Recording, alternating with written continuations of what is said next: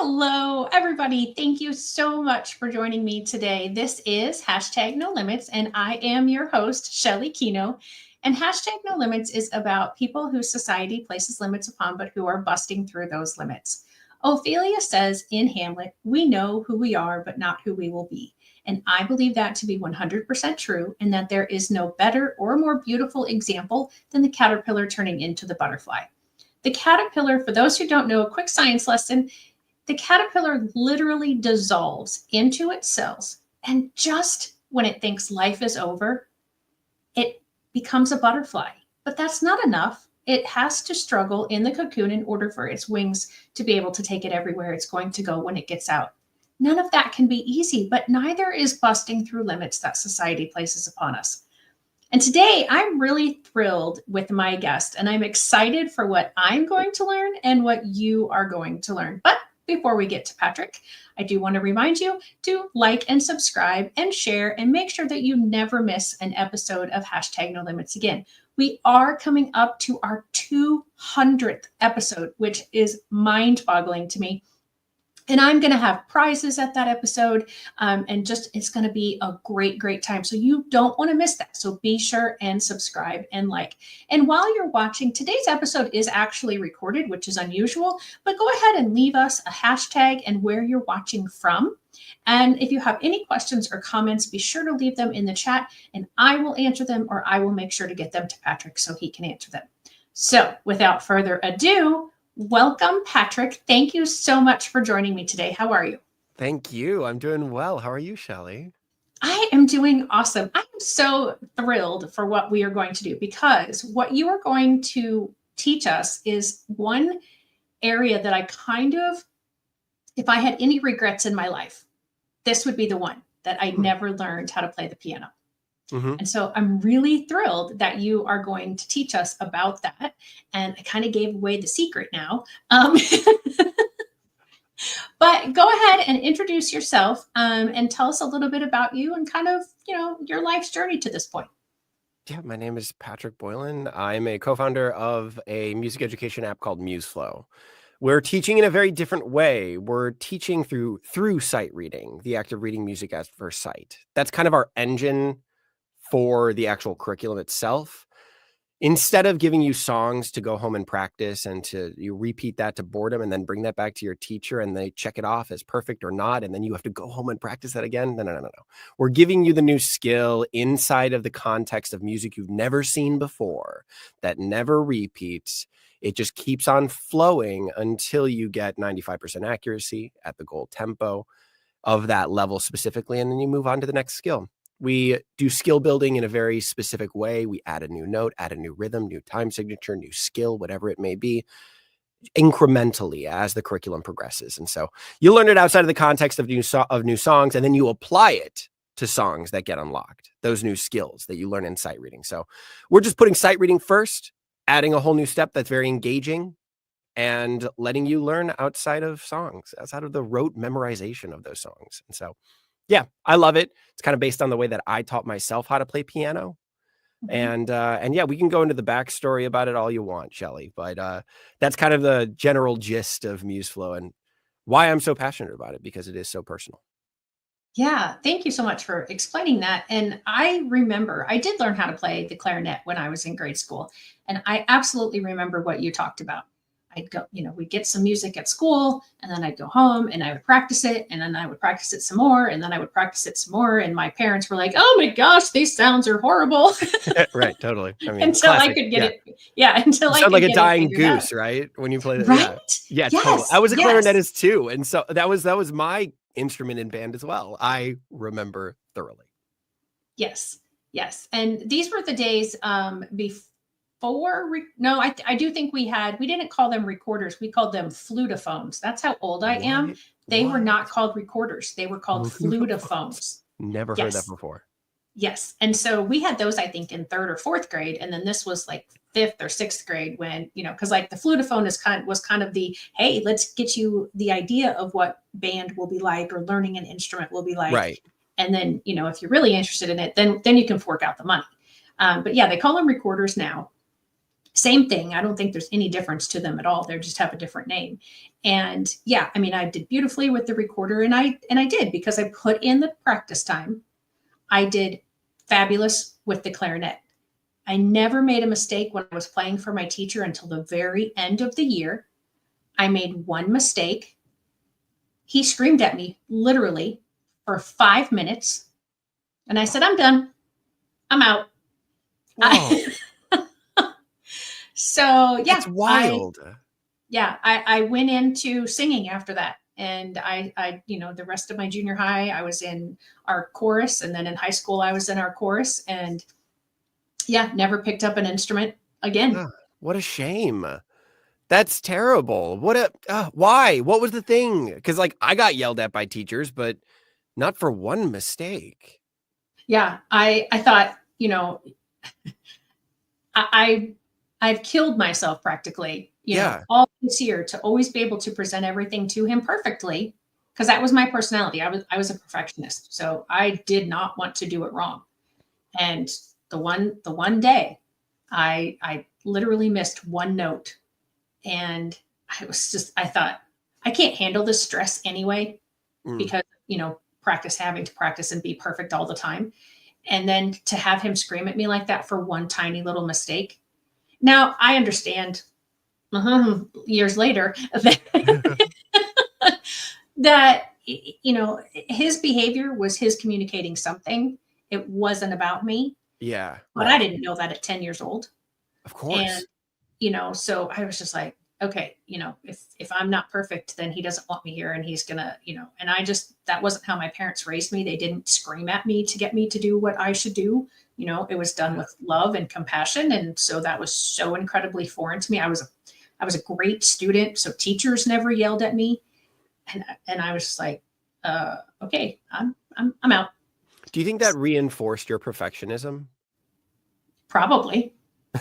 Sure. Because like I'm putting myself in that position, and I'm thinking to myself, okay, if I was somebody who cared deeply about being perfect, I was a straight A student, I'm imagining. You were a really good student. Yeah. Yes. My wife is the same way. She's incredibly good at academics, and we've kind of delved into why she is. A lot of it had to do with like external factors. Like she's really good with strictures being placed on her, and then her working within those boxes to being perfect within those boxes, so that when life actually happened and there were no rules and she had to figure it out on her own, she floundered, Yes. So freelance lifestyle is very difficult for her, but she's doing it, and she's an incredible writer. And so she wants to, and anyway, back to you. I could only imagine if you never had that sort of type of teaching style, that sort of anger, that aggression from a teacher, and you were always trying to be perfect, I could only imagine how much that specific interaction reinforced your interest in perfectionism, your interest in being perfect. And as we know, perfectionism kills creativity. It's all about the progress. It's all about the incremental steps to being this absolute impossibility of perfect, always trying to reach what you believe is perfect, but always being okay with the progress, not the perfection. I could only imagine how much that like messed with your mindset. Yeah. And I had anxiety before they knew that it was anxiety. I mean, that word, didn't come around until 20 years ago. And this was, like I said, a whole lot more years ago than that.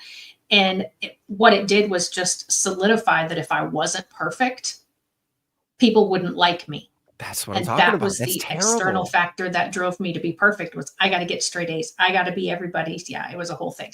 But anyway, we're not here to talk about any of that stuff. I mean, it ties really well into music education and how that used to be the metric for success, playing one specific song perfectly.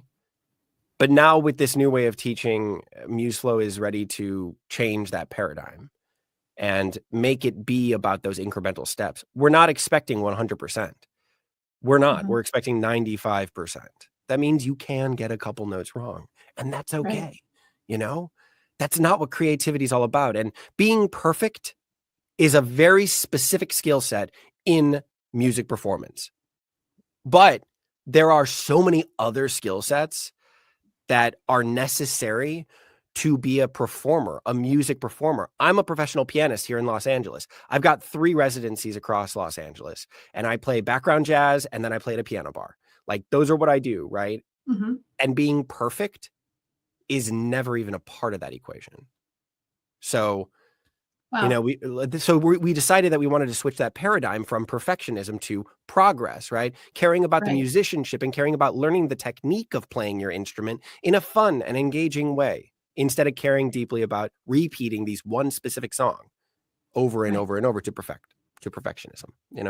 It's a whole different way to think about it. And now that I'm an adult and I understand behaviors, and I understand that behavior is communication, and I understand that I'm not perfect. I never will be perfect. I strive, as you said, to be perfect, but Jesus Christ is the only perfect person that I was ever aware of that walked this earth. And I embrace my mistakes now.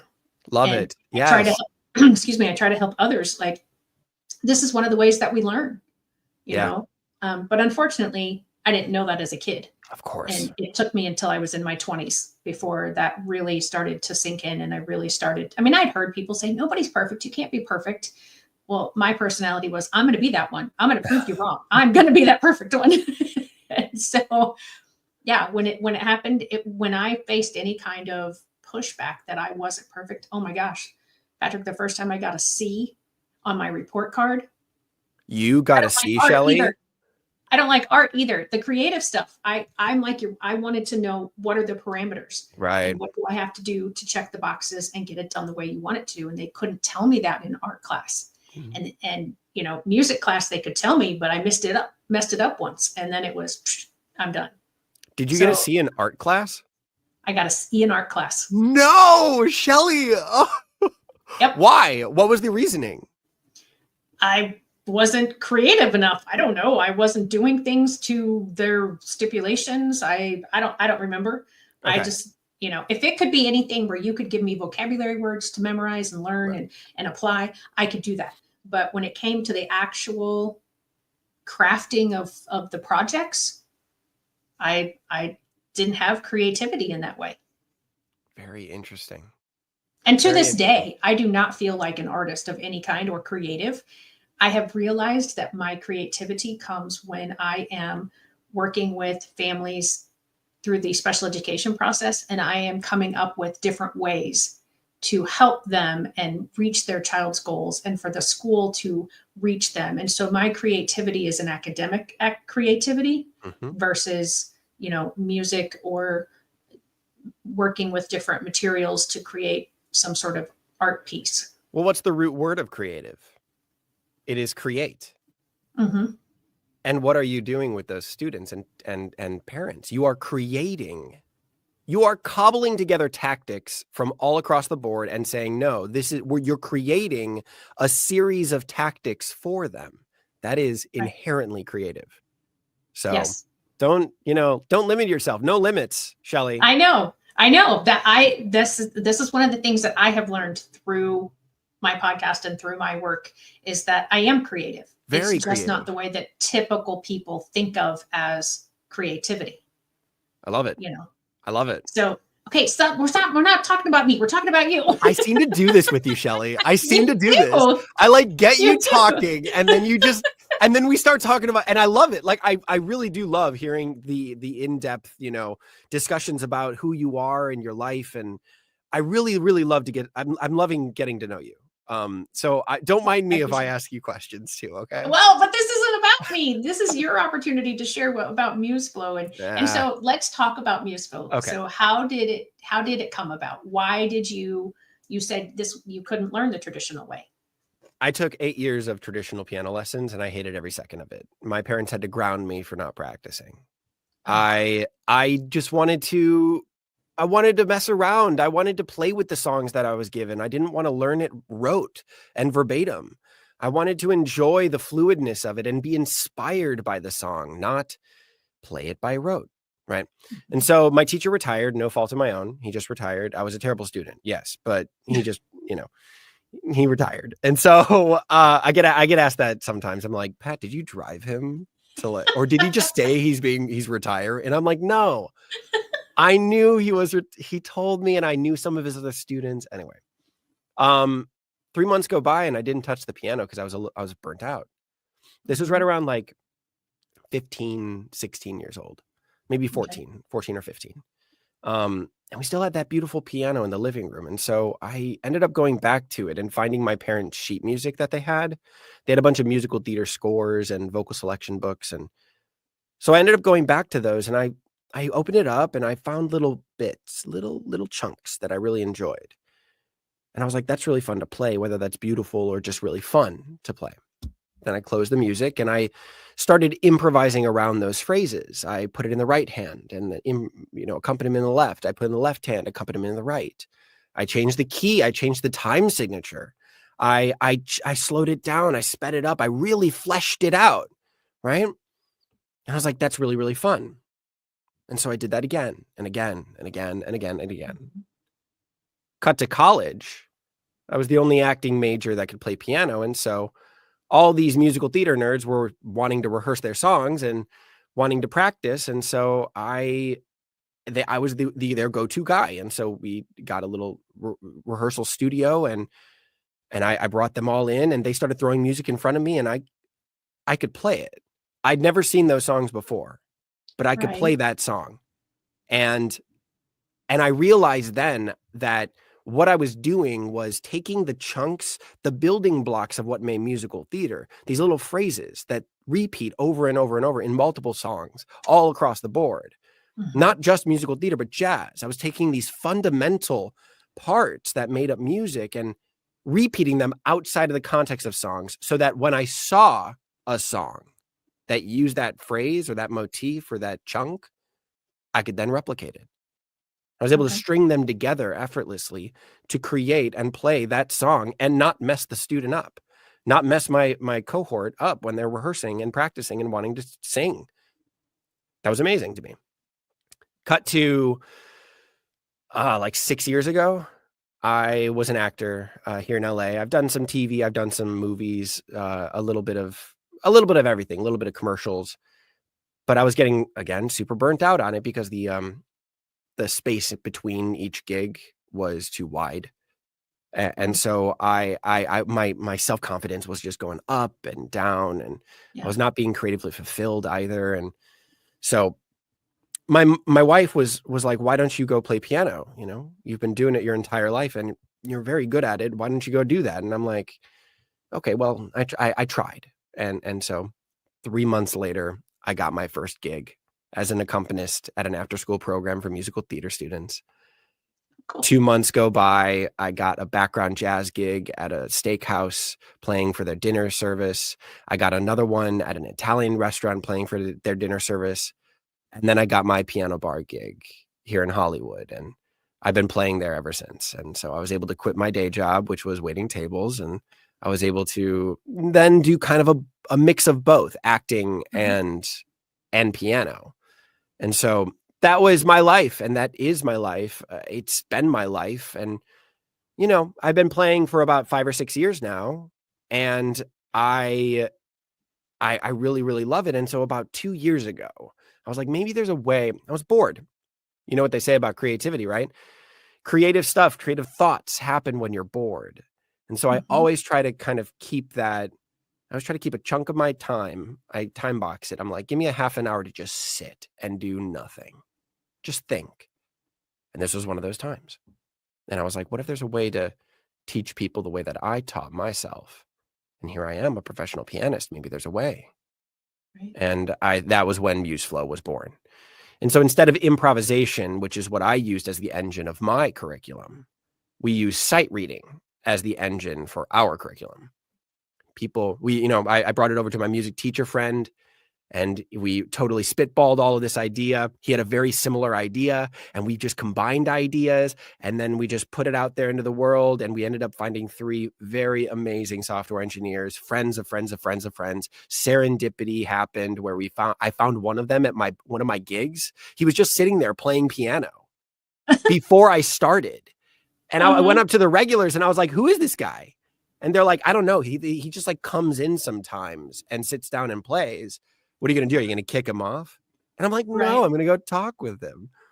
And so we end up going back and forth, trading songs. He plays a classical piece, I play a jazz piece, and we just go back and forth. Turns out the dude's a software engineer and he's a classically trained pianist. I butter him up, I Wow. buy him dinner, I show him our pitch deck. 2 weeks later, he texts me, he's like, I can't stop thinking about MuseFlow. And I'm like, well, let me talk with, I never was going to like pitch him on it because he's working at making great money at another job. Like, why would he ever want to do something like this? He ends up hitting me up and asking like, hey, I'd love to be a part of this.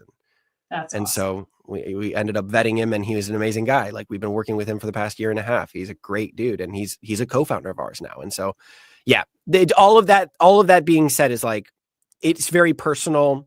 It's been working. People love it. We have about 40 students right now that are using this, a couple teachers that are using this with their students. Yeah, it's growing slowly but surely. You know, a paradigm shift doesn't happen overnight. This is one of No. those things that has to be like, we have to get the idea out there into the world, really start talking about it with people. People argue with it and flesh it out, and, you know, ask why it's better. And like, I've got the answers, you know, so I'm here Right. to kind of help, you know, help change the paradigm. So one of the things about this show is, it's mostly centered around people with disabilities who are busting through those limits. And when you reached out to me, I asked you, I was like, well, that's what the show is about. And you were like, oh, right, I forgot to tell you I have ADHD. Oh yeah, and I just did that right now. I forgot Yes, to you even did. mention the fact that, like, yeah, okay, right. So I think the reason why I was really bad at the traditional ways of music education, the traditional methods, I'm like 99% positive sure it's because I have ADHD. And again, I didn't get diagnosed until like 5 years ago. And so I didn't really know that, but it's that rote memorization. It's that in-class feel, the pressure of a teacher sitting right here looking at you, that doesn't work for me. Even though I can play to an audience of 200, 300 people a night and feel that pressure of them, that makes me better. For some reason, the teacher looking over my shoulder and judging me didn't. It didn't work for me. I also think rote memorization is not a skill set that people with ADHD really flourish in. So changing that idea from rote memorization and engaging flow state, that's the key, I think, to working with people with different abilities. And I cognitive, I don't know what you want to call it. I wouldn't want to call it dysfunction. Maybe malfunction or different function. I don't know. Is there a word for that? Well, there probably is, but there is a lot of discussion now about, what special needs, disability, disabled, what's the right term to use. And there are many people that, think this way. And then there are many people who don't like this way. And we're like, no, you should do it this way. So as a person without something for which I would be classified in the world of disabilities, I don't feel right giving Fair a enough. word. I wouldn't like the word disability because that implies that it's like utterly an inhibition on my performance, which in the traditional sense, in the traditional ways of teaching, in the classroom setting, it is. It absolutely is. It is not benefiting me whatsoever. But I think we're realizing that there are benefits to having ADHD. And Absolutely. there are benefits to having other, what are quote unquote typical disabilities. Right. Absolutely. Like, my benefit of thinking outside the box, I'm able to creatively iterate on a problem much faster than most. That is something that has been to my advantage in the software engineering EdTech startup sort of mentality.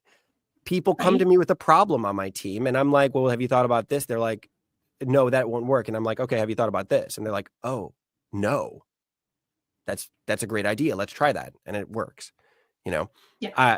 So it's those kind of, I'm starting to realize them myself. I don't know them.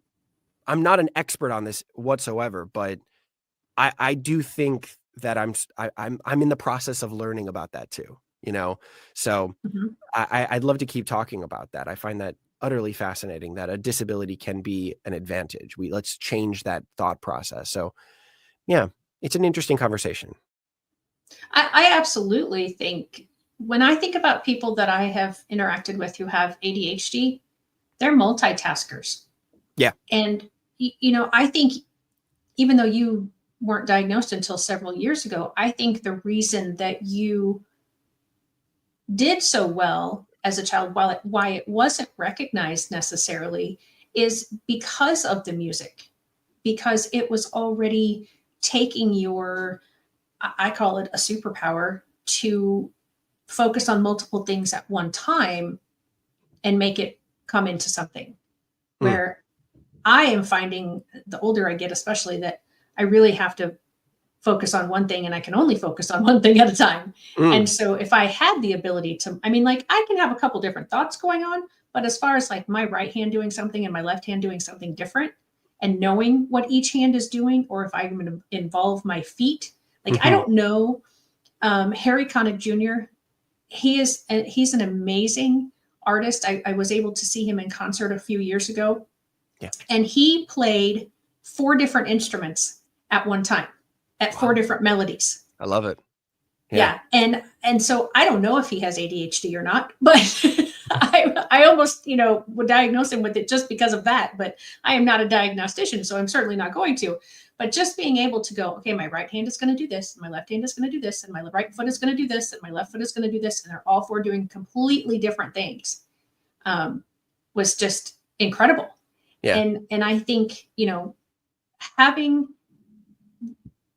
the experiences that I've had as a special education teacher, and for the last 6 or 7 years as an IEP coach, and working with, even more families and more school districts, I think we have done ourselves a huge disservice by not looking at people who are different than us as having superpowers, but as being somehow less than. Mm-hmm. And we've missed out. And I think that there is a shift now. It's ever so slight, but I do think there is a shift of recognizing these are strengths. Mm-hmm. They look different, but they're strengths.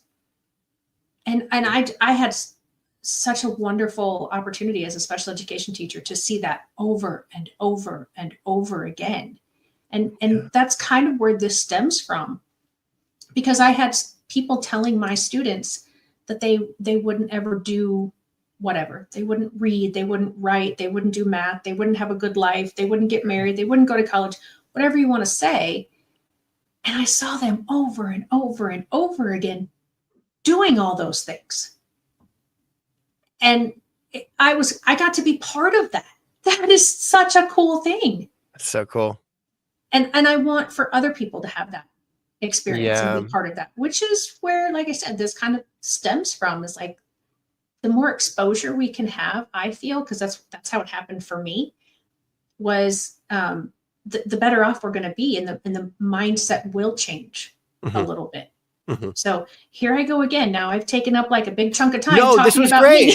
This is awesome. This is what it's all about. We are monologuing back and forth and sharing our opinions and exploring these concepts. And so when you were saying how like superpower and abilities when it comes to disabilities, I was looking at we had our first user ask us for a green red, he's green, he's colorblind, red green colorblind, and he needed a specific color difference between our note coloring, because we changed the note color as our error time recognition, our real-time real-time error recognition.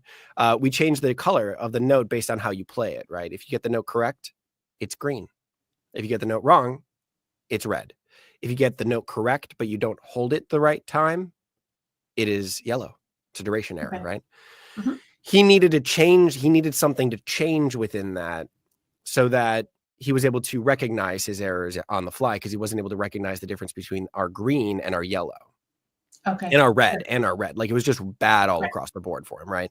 And so what we did was we changed that, but we also changed a full-blown colorblind. We have another toggle for full-blown colorblind. And we made it monochromatic. Okay. It's a gradation of very, very light gray to semi-light gray to completely like a darker gray. Mm-hmm. That's darker gray is wrong. Medium gray is a duration error, and then a light gray is correct. So when I tried that out, could barely tell the difference between that monochromatic spectrum. But I bet you anything, if somebody that comes in that is completely colorblind, they can understand the gradation between that very light gray to darker gray so much better than I can, because they're so much more aware of that gradation than I am. It's the same thing with hard of hearing people and their sense of smell, or they're blind people and their sense of hearing. It's that same different ability that is enhanced based on their disability. And I think that is just it's a beautiful thing. And we need to think about that a little bit more when creating curriculum and creating the methods of which we teach our students. There's an element of personalization in MuseFlow that is very important to me, that I think is key. We need to be able to place the student where the challenge meets their skill set, so that they can enter flow state. And that is the sort of all-encompassing immersion that students get when using MuseFlow. I've talked with a couple users that we have, that one of them has ADHD, and he uses it very specifically to drop into flow state. He is scattered all over the place and he can't focus. He ends up putting MuseFlow on so that he can find flow state and he can drop into the present. And that just clarifies his mind a little bit more. On the other end of this, I have another user that I've talked with that it has completely beaten our curriculum so far. This was like months and months ago. And he still plays. We have levels 0 through 26. That's our curriculum so far. That's unit 1. He has beaten level 26 5 months ago, but still plays every other day for about 30 minutes at level 26 for 30 minutes. And I had to ask, why? So I emailed him and I asked him, what are you doing? Why are you playing? You've already beaten the curriculum. And he says, I have a very stressful job. And the way that I unwind after work is by playing MuseFlow. Instead of vegging out in front of the TV, this ends up MuseFlow allows me to forget about my worries, forget about time for a second, and drop into flow state so that I can be in the present. When I end MuseFlow, I'm calm, I'm engaged with the present, and then I can move on to enjoy my family. Otherwise, I would keep work inside of me. I would keep the work inside of me. So I love those two applications of MuseFlow. Number one, ADHD. People with ADHD being able to find flow state and actually learn how to play piano fundamentally. And then 2, just using flow state as a way to unwind. But it's also a way of learning. And that is the cool thing for me, that we can reframe learning to be engaging, personal, and flow inducing. If we can do that for students moving forward, that would change the game for education in general. Absolutely. There's something, and you keep using this phrase, and I would like you to explain it a little bit further. You keep saying flow state. Yeah. Can you explain that a little bit? So flow state was coined by I think he's Czech or he's Slovakian somehow. I don't remember where he's from. Poland, maybe. Mihai Csikszentmihalyi. He's a neuropsychologist, positive psychologist. He coined the term flow state when he was researching qualitatively musicians and athletes. He found that there was a state of psychology where you are engrossed in what you're doing so perfectly that you're learning and also performing at the same time. And he says that there are very key things to engaging flow state. There's a few different things. 2 of them that we employ right off the bat is allowing the user to find where their challenge meets their skill set. Okay. We're going to automate this process later on as a part of a user diagnostic. But right now we have soft unlocked absolutely everything a part of MuseFlow. Songs, we have about 103 songs that are a part of our repertoire library. And then we have our sight reading trainer, which is levels 0 through 26. 0 is from the get-go teaching you, here's a piano. This is what the notes look like. Play your middle note right now. It's called middle C. Play that right now. It's always going to be at the center of your keyboard. This is what it looks like. Play it now. Boom. You can play it now. I got my keyboard right here. Good job. And so that is like where we can start you from, one note, right? The next level is playing that one note with music in both hands and having 3 rhythms. Okay. The next level is adding another note. The next level is adding another note in the left hand, another note in the right hand, another note in the left hand. Let's change the time signature, going from 4/4, which is 4 beats per measure, 3/4, to being 3 beats per measure, 1 2 3, 1 2 3. Right? That's the next level. And then the next level is adding another note. The next level is adding another rhythm. Okay, dotted half note, which is 3 beats long. The next one is adding another. Anyway, we keep incrementally going up until we get you to a place where you're playing 14 notes in level 26, 14 notes. You're moving all around the piano, doing pivots and hops and skips, and you're using different fingering techniques that we teach you in levels 22 through 26. And you're using you're playing in polyphony, which is multi notes at one, multi-phonic notes, multi sounds at one time, 2 notes at one time. You're playing 2 notes at one time. Not, of course, all together, but it's, 2 notes at one time, polyphonic. So that is where that's our curriculum so far. Anyway, you can place yourself wherever you want to. That is you finding where your skills match the challenge of our curriculum. That's a very important part, because everybody cites the reasons why they stop either learning an instrument or really learning anything is either they're too frustrated with the process because the challenge is too high compared to their skill level, or they're too bored because it's too easy for their skill level. Flow state happens right in the middle of that. Okay, where the challenge meets your skill level. So that's number one. Number one, we get you to a place where the challenge meets your skill level, just a little bit outside of it. So you're working just a little bit outside of your skill set. Number one, the Goldilocks zone of challenge is what we call it. Right. Number two, real-time error recognition. You need positive reinforcement immediately right after you do something. Okay. You need to be told either that is correct or wrong. And if it's correct, we need to give you some sort of gratification for that. Okay. Real-time error recognition is another key to flow state. You need to know what you did wrong immediately and then be able to immediately apply or change the thing that you got wrong. That's our error recognition, red, yellow, or green. So you can see the notes that you got wrong as you're playing. We'll do a little demo later and you can see how it works. Those are the 2 keys to flow state that Mihai kind of referenced when it came to athletes and musicians.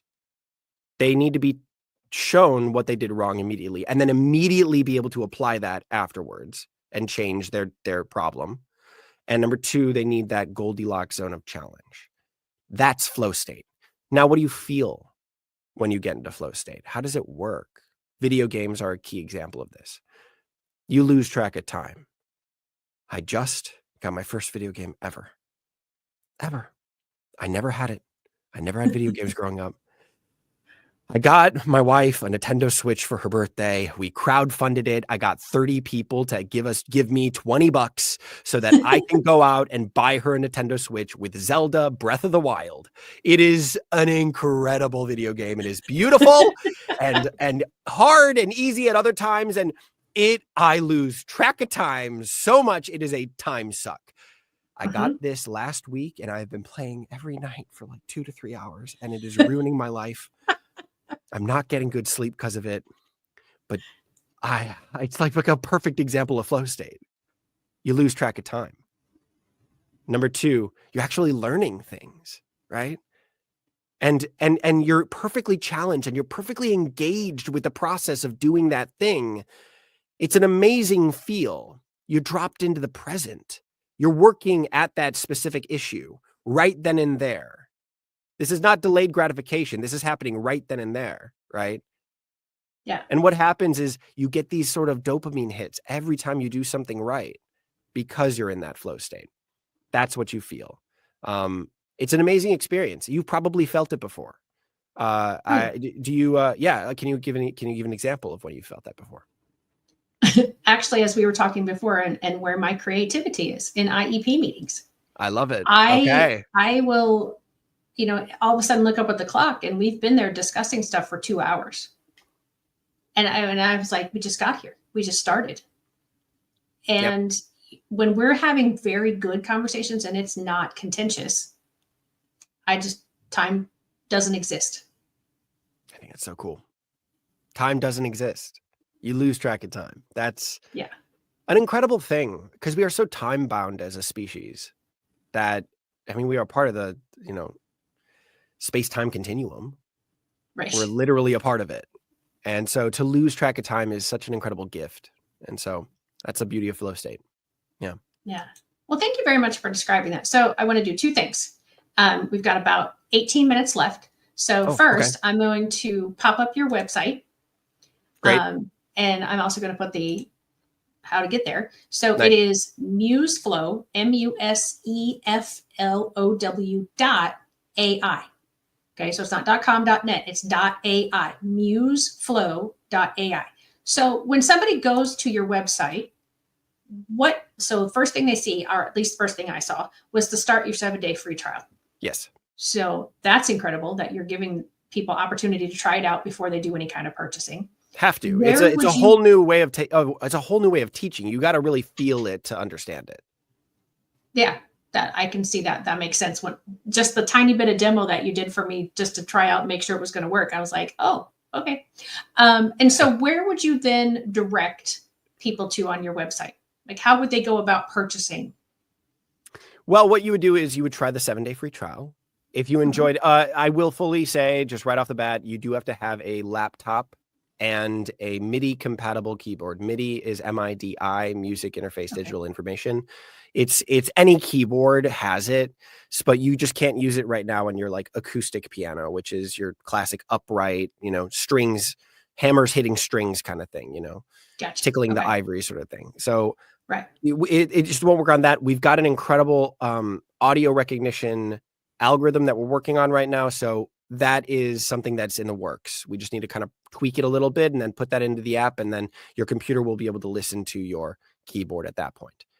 The other thing you need is you need Chrome or Edge browsers right now. Safari doesn't allow you to connect MIDI keyboards to Safari browser. It's a security issue according to them, which I don't understand how you can reprogram a laptop or a computer or a browser with a MIDI keyboard. I have no clue how you could do that. So you need to use Chrome or Edge. Those are the two limitations. Laptop, we are making our mobile app right now, so that tablet and mobile is going to be applied here very, very soon. Give us about 3 or 4 months, and that'll be coming out.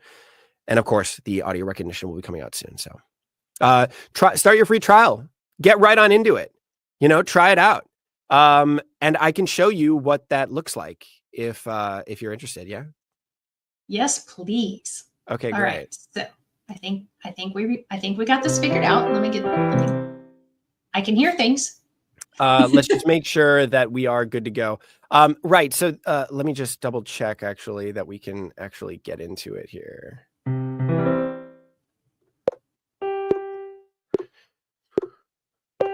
Fantastic. Great. All right. So let me start you off from the beginning. This is our level roadmap.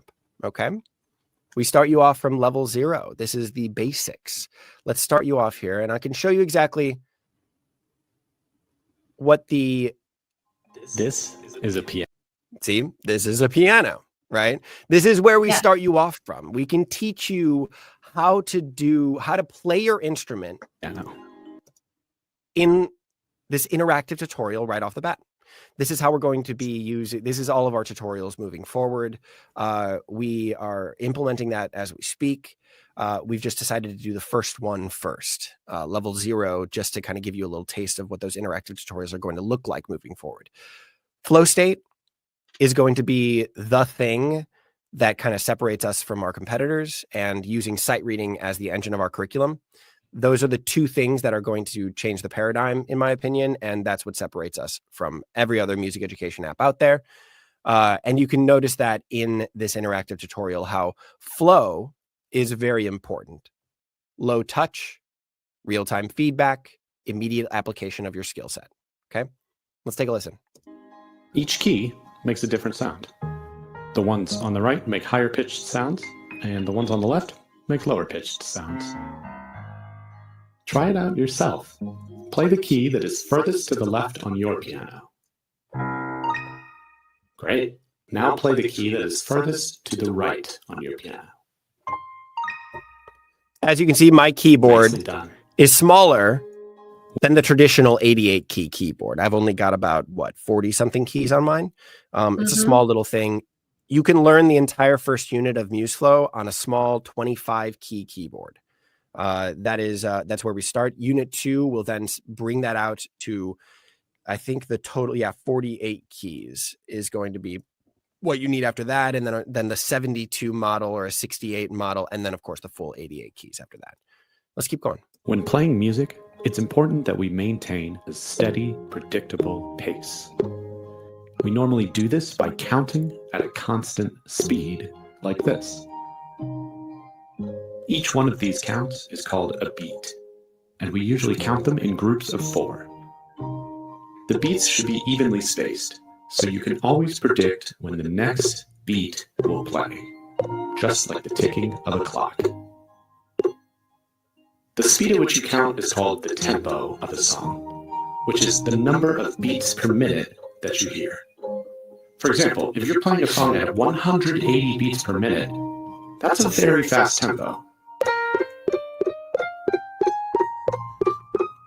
If you're playing a song at 60 beats per minute, that's a much slower tempo.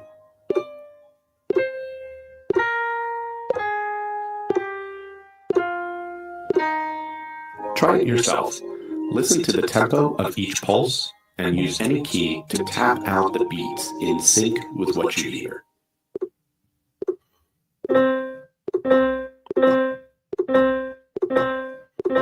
If you miss one, goes right back to the beginning. Good effort. Try again. You can skip it if you'd like, or you can just do it again.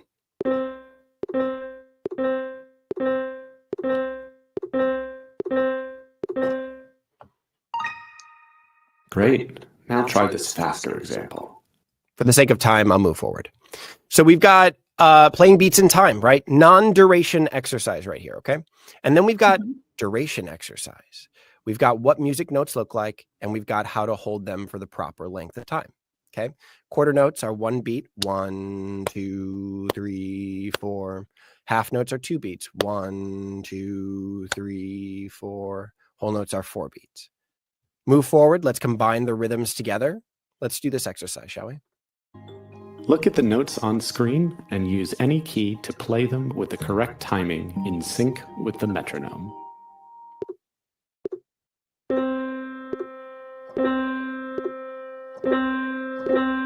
If you miss it, goes right back to the beginning again, and you can do it again.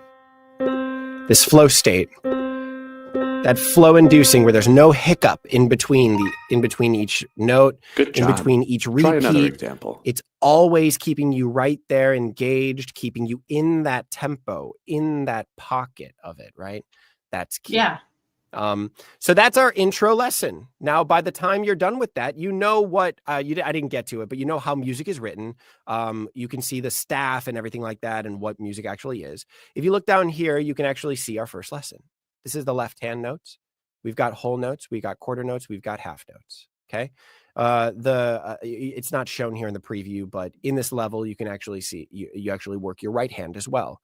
You work whole notes, half notes, and quarter notes as well in your right hand. Second level, let's add another note. Let's add D in the right hand, okay? Third level, let's add B in the left hand. Keep on going up. We're adding new notes. We're adding new time signatures. This is our 3/4 right here. We're adding another note, adding another note. Now we get into harmony, okay? 2-part harmony. Pretty basic. We've got whole notes and half notes, but it's pretty difficult for a lot of people. We're always keeping you in that pocket of flow, keeping you moving forward, keeping you moving forward. Now we're in 3/4 and we're doing 2-part harmony. Adding another note, building harmony in 4/4, building harmony in 3/4, building harmony in 2/4. This is another time signature where 2 beats per measure. 1, 2, 1, 2. Now we add in rests. These are rests. This is a silence. Music is composed of pitches, duration of that pitch, and silence. That's always a very key point here. So let me try that. Let me show you this level, okay? I'll show you this level, and then I'll show you another one where I'm going to be totally flubbing all over the place, okay?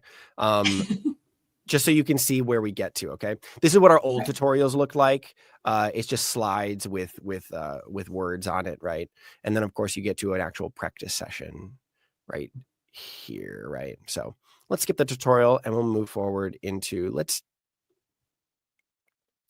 do a complicated version of this, okay? Here we go. Okay. I'm glad you're doing this and not me.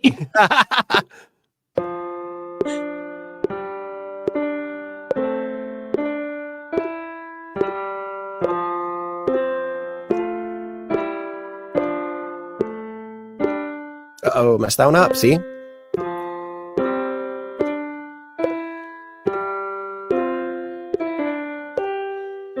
You can see the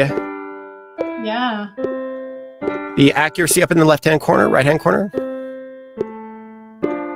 Those are the chevrons, is what we call. That marks how many phrases you've gotten correct in a row.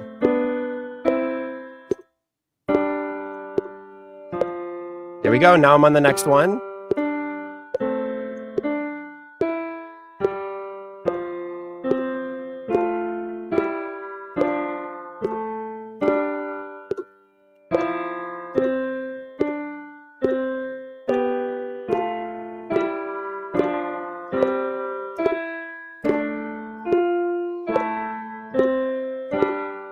I'm on the last one.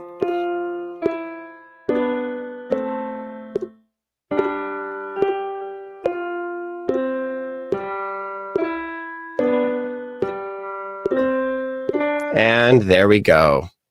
Successfully passed the level. We've got a little level complete sign here. This metric is all messed up. Of course, I played notes in my left hand. That's a note that we've got for our engineers right now. You can see notes played, 122 notes played, 113 green, 6 yellow, and 3 red. Now we can keep playing and immediately move into the next level. This is level 16. So that's how it works. Now let's go on into a harder level. Let me show you something here. I'm going to get ready to mess up. You can see we got 14 notes in the entire... All of this is a C major, but we're going to have to work on using a lot of different dexterity movements here. We've got the pivot, we've got the stretch, and the hop that I'm going to have to utilize because we've got all of these notes. The C major scale. Let's try it. Let's see if I can do it.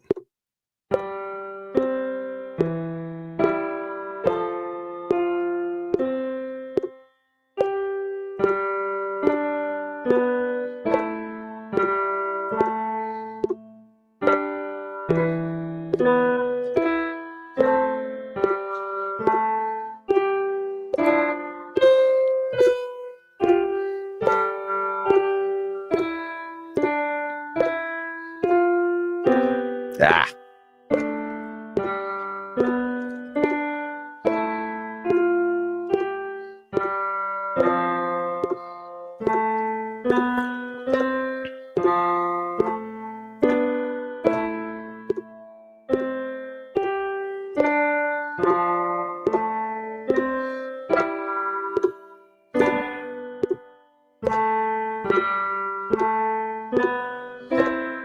I'm glad you mentioned that there was an accuracy up in the corner because I had to take my logo off in order to see that. So I'm glad you mentioned that, otherwise people wouldn't have seen that was up there. And there we are. Completion. Congrats, you've completed Unit 1. Back to level roadmap. So you're not seeing it now because every level that I've already completed, I've already completed it. So the first time that you complete a level, at the end of that, when you see all your data on the end of that screen, the next slide is suggestions for repertoire. Every level has about 4 pieces starting at level 3. Got 4 to 5 pieces associated with each level. Okay. Now we've got a couple different states. We've got the completion state, 100% accurate. We've got the what percentage of the piece do you have complete? This is a calculation of what tempo you are at. So we've got the goal tempo is always going to be the first thing that you're going to see here. Anything below it is going to be below tempo, which means that you can't pass it 100% complete. It's the same thing with the sight reading trainer. If you're below goal tempo, you're never going to be able to pass that level. You need to be at a specific pace and playing those skills at that specific pace to be able to pass that level. That's our metric. We're the ones that kind of judge that. Can you accurately play that skill at that certain threshold? If you can, great, you've passed that level. Anything above that tempo is still considered at goal tempo, but anything below it is not. So you can, so the calculation for the completion metric is going to be a combination of accuracy and the tempo that you're at, okay? Let's try something a little harder here, because what you're going to see is that sight reading is sight reading. The music isn't going to repeat as much as an actual song would. So again, the idea is so that you learn the skill outside of the context of a song. You can't learn it by rote. It's never going to repeat, and it's always going to be flowing and giving you new material. Then you can apply the skills that you've learned to songs that are going to have a little bit more repetition and a little bit more pattern, okay? I've never played this song before. Let's see how well I do.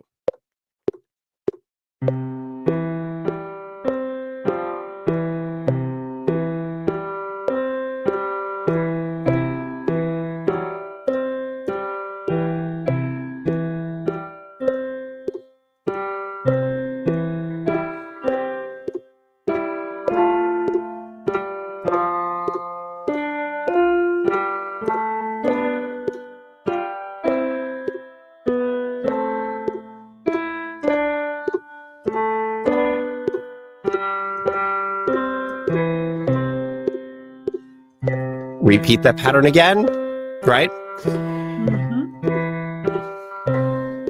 There we go. And see, you can repeat it right then and there, and it goes right back into it. Again, very low touch. That's always the key here, right? Anyway, that's kind of the idea. Like, what if you learned 3/4 only with this one specific song? Okay, maybe you learned it twice. Maybe you had 2 different songs that exemplified 3/4. The problem with that is that you're learning 3/4 in the context of this one specific song, right? Or the 2 specific songs. You're not learning it outside of songs and then applying it to songs. The problem with that, the reason why we did that was because we didn't have an infinitely generated amount of music that we could give a user. Right. That's the reason why we've been doing it the way that we've been doing it for 2,000 years. That's how we've been teaching students how to read music and play their instruments, because we never had an opportunity to do it otherwise. Now with technology like this, we can actually do that. And so this is, in my opinion, a much better way to do that. It's, again, more flow inducing, more personalized, and you're learning it more thoroughly. You're actually learning the kinesthetic skill of playing that note and then being able to replicate it in song. So that's MuseFlow. That was awesome. I loved that a lot. And might have to, teach myself how to play piano after all at my ripe old age of. If you want to, please do it. And I would love to give you guys a discount code if you're cool with that. Oh, yeah. If there's anyone in the audience that would like to have a discount code, be sure to reach out to me in the chat and just type in discount code. Well, let's just make it, shall we? I'll make it on my end. Okay. And it'll give you and your audience 50% off for life. Okay. Oh, wow. We're still growing here. We have only got 40 people that are using this. And so we want to hear your feedback. We constantly are getting feedback from our users, and we're implementing those changes. And if you want to be at the ground floor of this humbly revolution, then I think we would love to have you. Let's call it No Limits 50, shall we? No Limits 50. So NOLIMITS 50. And I'll put that. And let's use it as that. So capitalize it, if you don't mind, Shelley, in the show notes and in the description for the episode. Always just helps kind of make it more noticeable. Because we're recording it, it won't let me put any comments up on the screen. So I got to really quickly. Oh, here, this is how I can do it really fast. And then unfortunately, we're going to have to go. No problem. Okay, there we go. Hey, right. I love it. Nice. So that'll be the discount code. Plug it on in. That'll get you 50% off for life. It's not a lifetime subscription. It's just 50% off. We'll, of course, still change our subscription model as we move forward. But right now and forever, it'll get you 50% off whatever subscription you choose. That is awesome. Thank you so much, Patrick. This has been absolutely amazing. And I would, as you said, I think you and I could talk for hours and days and never run out of things to talk about. But we have to stop sometimes. And it is our stopping point for this show today. So thank you very much. Be sure, guys, take advantage of that. I mean, that's an incredibly generous offer. 50% off for life. And hopefully, we're talking decades of life of this program and all of its iterations. And I really can see that happening. And we're still growing, we're adding more units, we're adding more curriculum, we're adding an exercise section where you can actually go dig deeper into little skills, and we're adding a theory section. Yeah. So we're adding more features and adding more sections as we go along. The idea is to have an ecosystem of features for you to use with you or with you and your students, however you want to use it. So we're growing, you're growing, let's grow together. Absolutely. So guys, remember, make sure you like and subscribe because we are coming up to that 200th episode, and there's going to be prizes given away and there's going to be great things happening. So you don't want to miss that one for sure, but you really don't want to miss any of the episodes because they all have awesome guests like Patrick. Thanks everybody, and have a great